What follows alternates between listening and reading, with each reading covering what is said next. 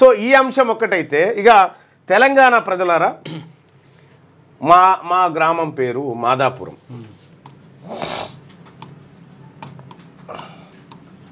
మాదాపురం మా గ్రామం పేరు. మా గ్రామంలో జనాభా వచ్చేసి 5,600. 5,600 మంది జనాభా మా ఊర్లో ఉంటారు. సో మా ఊర్లో మా ఊర్లో కేంద్ర ప్రభుత్వ నిధులు కానీ రాష్ట్ర ప్రభుత్వం ఇచ్చే నిధులు కానీ 2011 జనాభా లెక్కల ఆధారంగా వస్తుంది. ఆ రోజు నాటికి మా ఊర్లో జనాభా 3,500 చూపించారు. ఈ 3,500 మందికి సంబంధించినటువంటి నిధులే వస్తూ ఉంటాయి ఈ రోజు కూడా. ఇంకో 2,000 మందికి రావు. ఇదొకటి జరుగుతూ ఉంటే పోనీ ఈ కేంద్ర ప్రభుత్వం ఈ ప్రభుత్వాలు కలిసి మన మీద ఎన్ని అప్పులు చేసినా మా ఊరు పేరు మీద రాష్ట్ర ప్రభుత్వం చేసిన అప్పే తీసుకుందాం. మా ఊరు ఒక్కొక్కరి మీద ఒక్కో వ్యక్తిపై చేసిన అప్పు ఇటు కేసీఆర్ గారు కానీ అంతకుముందు వాళ్ళు కానీ ఇంకోరు కానీ 1,76,115 రూపాయలు చేశారు ఒక్కొక్క నెత్తి మీద. ఈ తెలంగాణ రాష్ట్రంలో ఒక్కొక్క నెత్తి మీద ఎంత అప్పు చేశారంటే 1,76,115 రూపాయలు చేశారు ఇంటూ 5,600. ఈడ ఇచ్చే నిధులేమో 2011 లెక్కల ప్రకారం, చేసినప్పేమో తాజా లెక్కల ప్రకారం. వీళ్ళ కథ ఇక్కడ ఈ లెక్కన చూసుకుంటే 62,62,44,000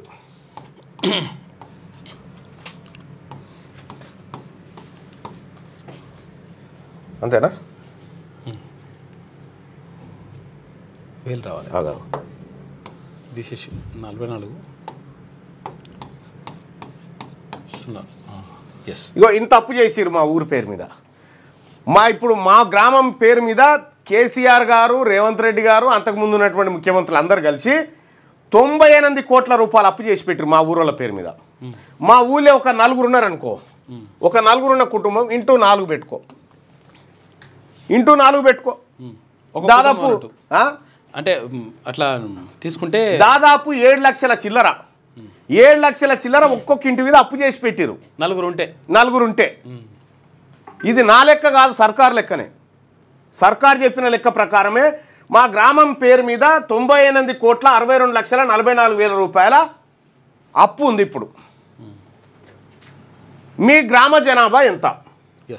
మీ గ్రామ జనాభాకు 1,76,115 రూపాయలని ఇంటూ చేసుకోండి అంతే. మీ గ్రామంలో ఉన్నటువంటి జనాభా ఎంత బైసాబ్ ఒకసారి పెట్టండి. ఊరు పేరు పెట్టండి, జనాభా అదేంటి ఎంతమంది ఉందో పెట్టండి. జగిత్యాల జిల్లాలో ఇప్పటి వరకు గ్యాస్ సిలిండర్ రూపాయలు పడతలేవు, కొంచెం దాని గురించి చెప్పండి అని అంటా ఉన్నారు. మీ గ్రామంలో ఉన్నటువంటి జనాభా ఇంటూ 1,75,115 రూపాయలు ఇది వేసుకుంటే మీ ఊరి మీద ఎంత అప్పు చేసిరో తెలుస్తుంది. మనదేం పోయింది మళ్ళా? మనదేం పోయింది? వాళ్ళు చేసి తాగినోడు కడతారు తాళ్ళ పన్ను. ఇగో హరీష్ పటేల్ అంటా ఉండి 4,500 మంది ఉన్నారని చెప్తా ఉన్నారు. దానికి ఇంటూ ఇగో ఇది వేసుకోరి 1,76,115 వేసుకోరి. వేసుకుంటే మీ ఊరి పేరు మీద వీళ్ళంతా కలిసి చేసినటువంటి అప్పు ఎంత అనేది లెక్క బయటకు వస్తుంది. మరి ఎవడు కడతాడు మళ్ళా? ఇది మనం ఎందుకు కడతాం? తాగినోడు కడతాడు తాళ్ళ పన్ను అని మనం అనుకుంటాం కదా, కాదు మనమే కడతాం. ఎట్లా కడుతున్నాం ఏం కథ అనేది ఒక్క లెక్క చూద్దాం.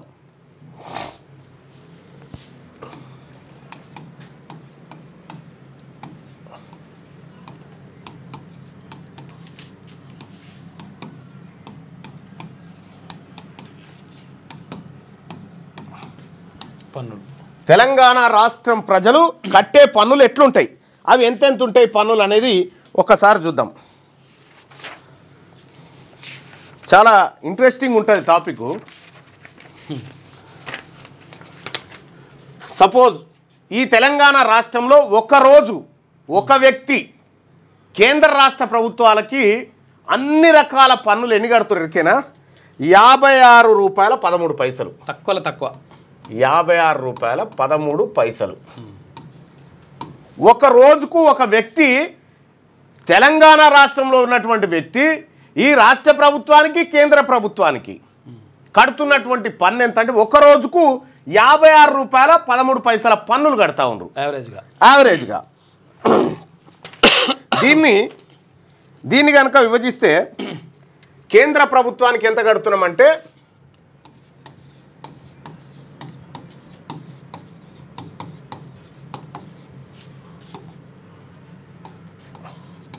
కేంద్ర ప్రభుత్వానికి ఏమో ₹20.95,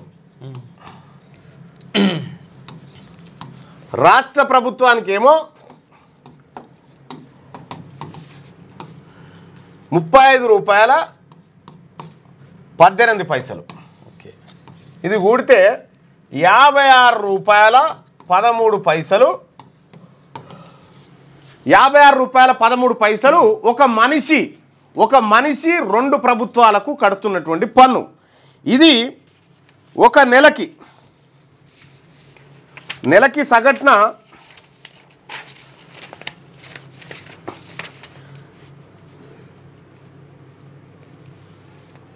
నెలకు కాదు, ఒక ఏడాదికి ఒక నెలకు తెలంగాణ ప్రజలంతా కడుతున్న పన్ను ఎంత అంటే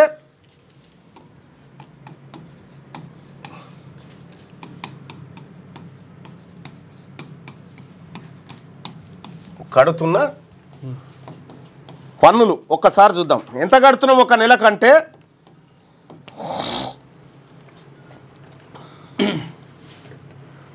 ఒక రోజుకేమో 134 కోట్ల రూపాయలు కడుతున్నాం. ఒక రోజుకే పన్నులు 134.29 లక్షల రూపాయలు ఒక రోజుకు మనం కడుతున్న పన్నులు.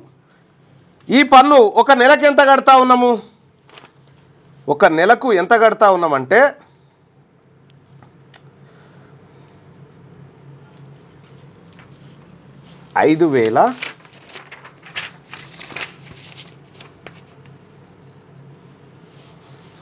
రాష్ట్ర ప్రభుత్వాన్ని కేంద్ర ప్రభుత్వాన్ని కలిపి మొత్తం ఏది ఆదాయ పన్నులు కూడా కలుపుకొని 7,868,70,00,000 ఒక నెలకి మనం కడుతున్నటువంటి పన్నులు ఏంటంటే 7,868 కోట్ల రూపాయలు కేంద్ర రాష్ట్ర ప్రభుత్వాలకు కడతా ఉన్నాం ఈ పన్ను. ఇవన్నీ సర్కారు లెక్కలే. మరి ఇట్లా ఎవడు కడుతున్నట్టు ఈ అప్పులు మనమే కడుతున్నాం. మన పేరు మీద తెచ్చినటువంటి అప్పులు మనమే కడతా ఉన్నాం. సన్న బియ్యం వచ్చినా, ఇల్లు వచ్చినా, మన్ను వచ్చినా, మశాడం వచ్చినా మనం కట్టే పైసలకేనే. ఏ రాజకీయ నాయకుడు ఆయన జేబులకేం తీసియడు. మేము ఇస్తున్నాం అంటారు వాళ్ళు, మేము ఇస్తున్నాం అనేటువంటి మాటలు చెప్తారు కానీ అదంతా ఉత్తదే. ఇక ఈ పన్నులలో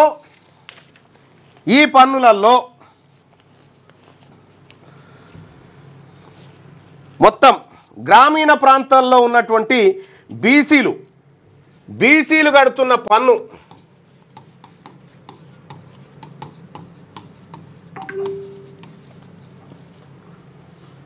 ఒక నెలకి